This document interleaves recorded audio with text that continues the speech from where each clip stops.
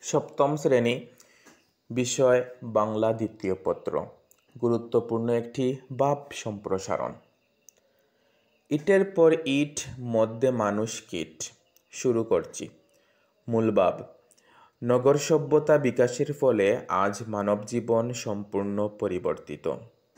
নগর সভ্যতার আড়ালে অদৃশ্য হয়ে যাচ্ছে মানব সভ্যতা। মানুষ এখন কৃত্রিম কীট মাত্র। সম্প্রসারিত ভাব। নগর সভ্যতার বিকাশে মানুষ হারিয়েছে প্রকৃতির অপরূপ সৌন্দর্য। মানুষের জীবনে এসেছে অভাবনীয় জটিলতা। আজ মানুষ জয় করেছে সাগর, মাটি, আকাশ, এমনকি মহাশূন্যও। মানুষ প্রকৃতিকে নিজের ইচ্ছে মতো ব্যবহার ও পরিবর্তন করে গড়ে তুলছে নগর সভ্যতা।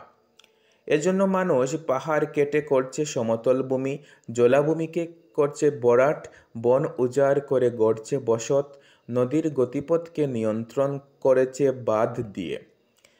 কিন্তু প্রাকৃতিক সম্পদকে এমনভাবে ব্যবহার করে মানুষ প্রকৃতির ভারসাম্য নষ্ট করছে। ফলে দূষিত হচ্ছে মাটি, পানি, বায়ু ইত্যাদি।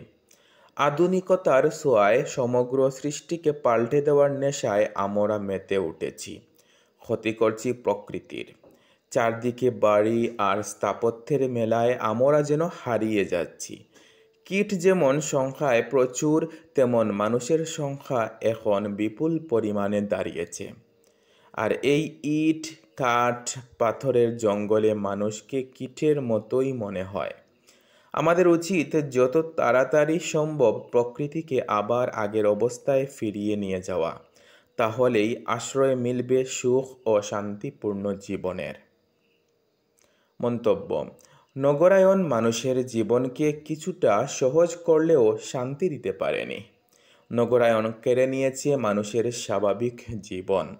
প্রিয় শিক্ষার্থীরা, এটা তোমরা একটি খাতায় সুন্দর করে নোট করে নেবে, তারপর শেখার এবং না দেখে লেখার চেষ্টা করবে। ধন্যবাদ সবাইকে।